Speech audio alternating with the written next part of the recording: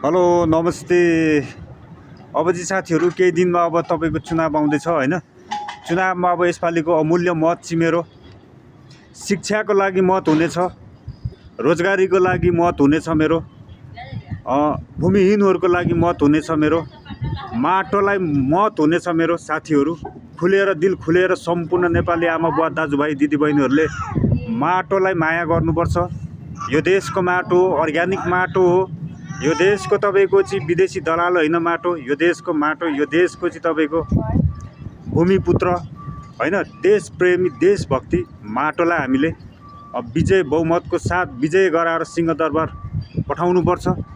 सिंहदरबार बनाउन फेरि चाहिँ तपाईँको सबैले श्रम गर्नुपर्छ बिना पैसामा होइन भन्दै यसपालिको चुनावमा हर्क साम्बाङलाई सबैले बहुमतको साथ विजय गराउनुपर्छ भन्दै होइन।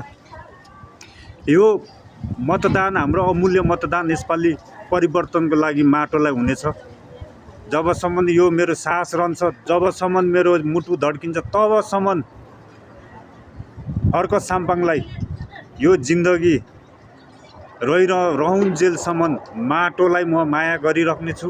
र सम्पूर्णले युवाहरूले बुझ्नुपर्छ अब देशलाई परिवर्तन चाहिएको छ, देशलाई रोजगारी चाहिएको छ, शिक्षा चाहिएको छ।